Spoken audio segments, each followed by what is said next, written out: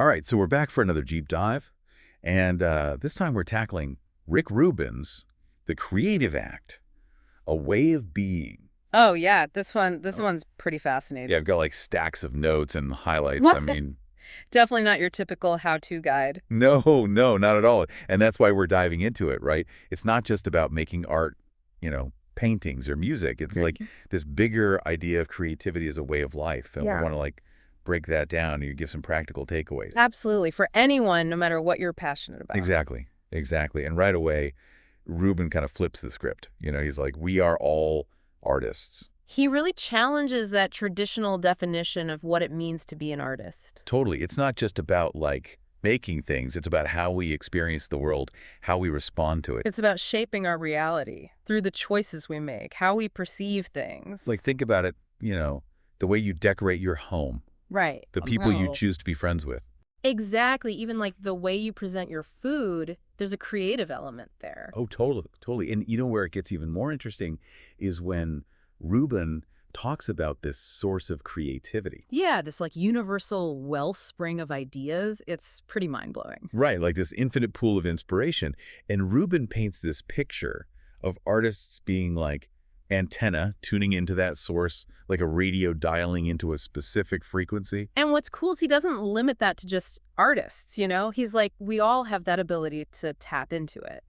We just need to learn how to tune in. Exactly, to develop that sensitivity, that awareness to pick up on those signals. Like we're surrounded by these little whispers of inspiration all the time. He calls them clues, these like synchronicities, unexpected events, things that catch your attention. Yeah, he's like, pay attention to those things, those little nudges from the universe. To the unusual, the things that spark your curiosity, that make you stop and go, that's interesting. Right.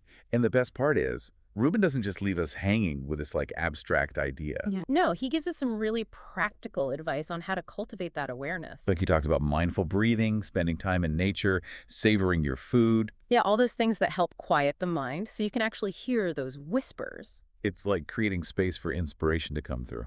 Exactly. Yeah. Exactly. And he also gives these fascinating examples of artists tapping into their subconscious. Oh yeah, I love that part. Like the singer's recording gibberish and it turns into lyrics. Right, or the power of dream journaling using randomness like the I Ching. It's wild, right? It really highlights that there's this whole other level of creativity that we can access if we just learn to quiet that conscious mind. That inner critic that's always trying to control everything. Exactly, and by letting go of that control, we open ourselves up to unexpected solutions, insights that logic might miss. Like, when you're struggling with a problem at work and you just can't figure it out, and then you go for a walk and boom, the solution hits you. Right, it's like your subconscious has been working on it in the background.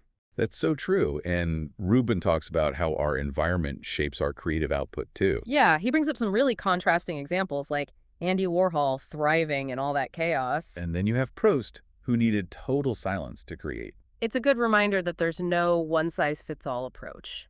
Totally. Some people need that hustle and bustle. Others need a quiet retreat. It's about figuring out what works for you, your personal creative sanctuary. For some, it might be a coffee shop. For others, it's a dimly lit room. And let's not forget about collaboration. Rubin talks about the magic that happens when egos are set aside. Right. When people come together with a shared vision, respectful communication being key. He really emphasizes that collaboration becomes greater than the sum of its parts. Like a band where each member brings their own unique talent and perspective. Exactly, creating something that wouldn't exist if they were working solo. Now, one thing that really struck me was Rubin's take on rules. Oh, yeah, he's got some pretty strong opinions on those. He's like, a lot of those rules are just assumptions disguised as absolutes. And they can really limit our creative potential, hold us back. Totally. And he introduces this concept called the opposite is true, where he encourages us to challenge those assumptions. To experiment, to see what happens when we turn things upside down. Like the story of AlphaGo, that AI that beat the Go grandmaster by making a move no human had ever thought of. That's a perfect example of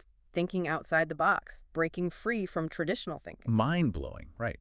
And speaking of mind-blowing, Rubin talks about this feeling he calls the ecstatic. Oh, yeah, that's a good one. That feeling of like awe and sudden clarity. Right, like you're on the right track, you're onto something special. It's that jolt of energy, that feeling of rightness that can guide your creative choices. Like a gut feeling you can't explain. And he talks about the importance of both spontaneity and patience in the creative process. Like, remember you said some musicians find more inspiration while driving than sitting down with an instrument, Yeah, it's about being open to those unexpected moments of insight. and having the patience to let things unfold naturally. Exactly. It's like gardening. You plant the seeds, you nurture them, and you trust that they'll grow in their own time. That's a beautiful analogy. I love that. And it's a good reminder to not force things, to trust the process.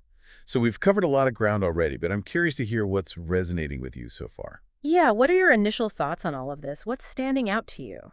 And how do you see these ideas applying to your own life, your own creative pursuits? Yeah, it's like all of us are contributing to this giant conversation through our creative expression. Right, and that expression can take so many forms. It really can. I mean, think about the incredible things humans have created. The Great Wall, the Mona Lisa, the internet, Oh my gosh, yeah, it's amazing. all these testaments to our collective creativity, you know? Totally. And Rubin argues that every act of creation, no matter how small, it all reflects this universal creative impulse.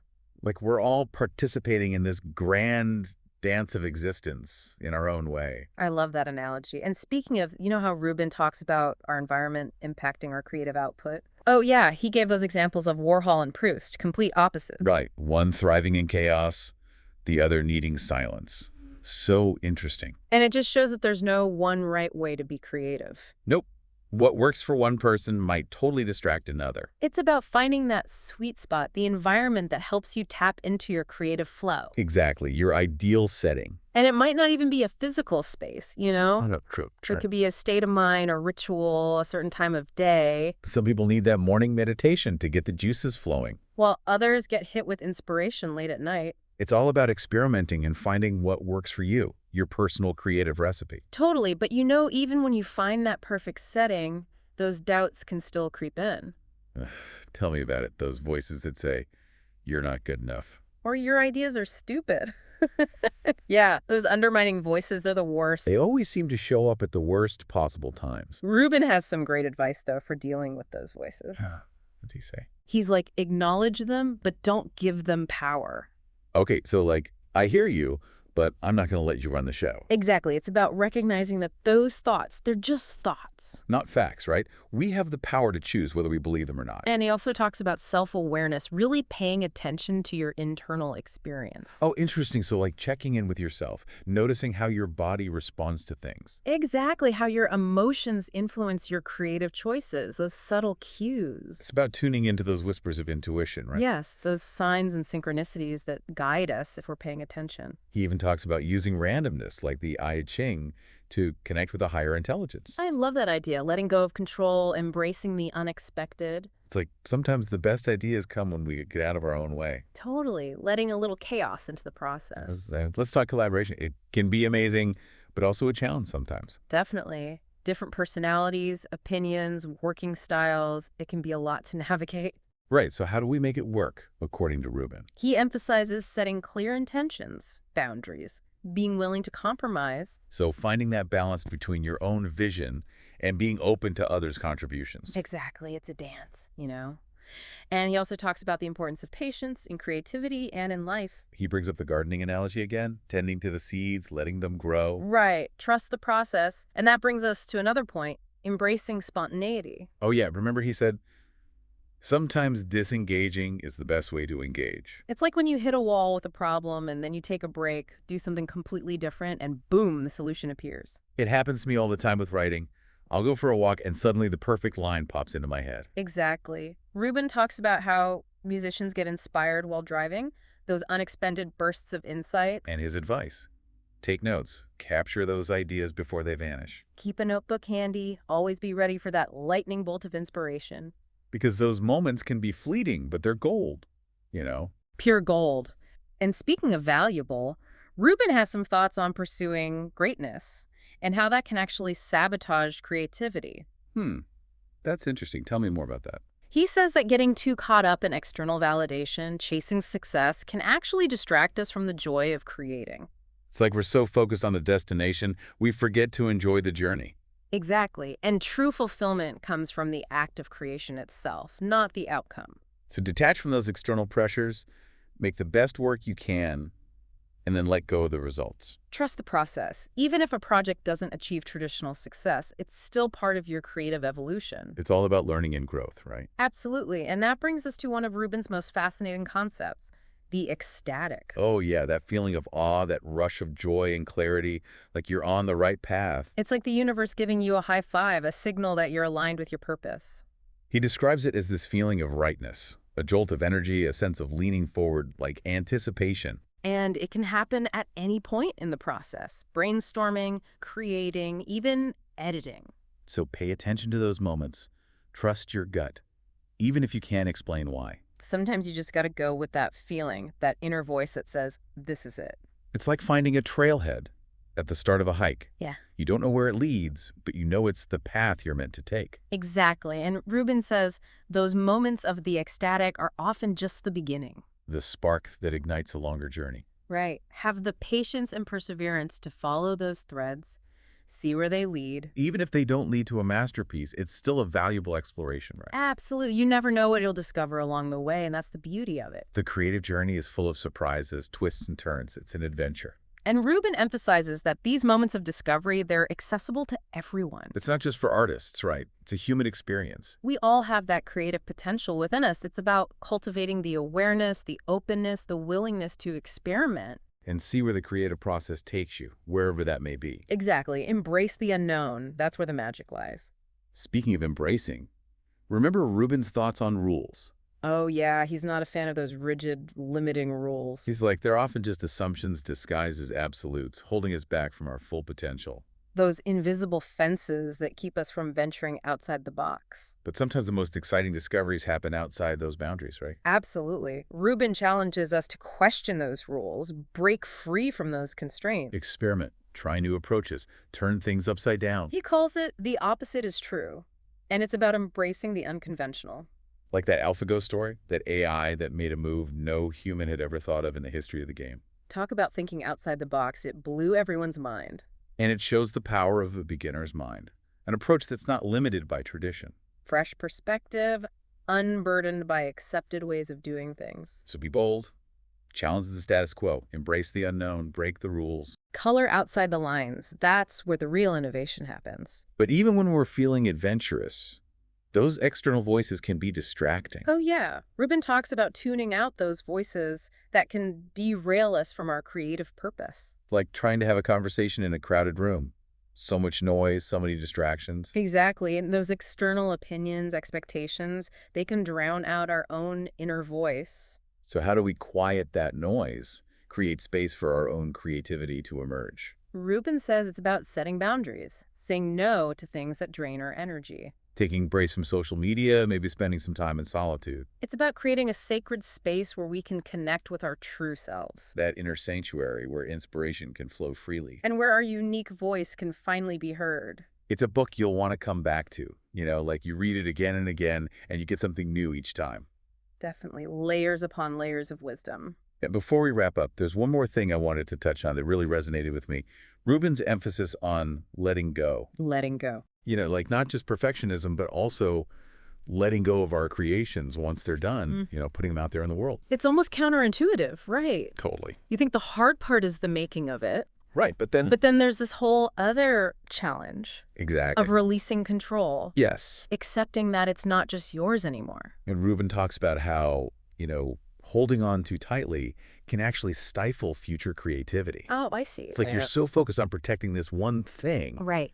that you block the flow of new ideas. Like clinging to a seed Yes. when it's time to plant it. Yes. You can't let it grow if you won't let it go. Have you ever noticed, like, sometimes the things you're most hesitant to share, maybe you feel they're not perfect, Oh, yeah. but those are the things that end up resonating most with others. Absolutely.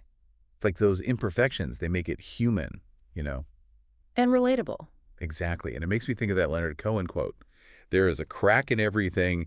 That's how the light gets in. Oh, that's a good one. You know, Maybe those vulnerabilities are what make the work truly connect. It's what allows people to see themselves in it. And it brings us back to Rubin's core message about finding your own unique voice. Yeah, that everyone has something special to offer. Right, like you don't have to sound like anyone else. Your perspective, your talent, your story, Exactly. it's valuable because it's yours. And he uses this beautiful analogy of a prism, how a single beam of light can be refracted into all these different colors. Oh, I love that. Right.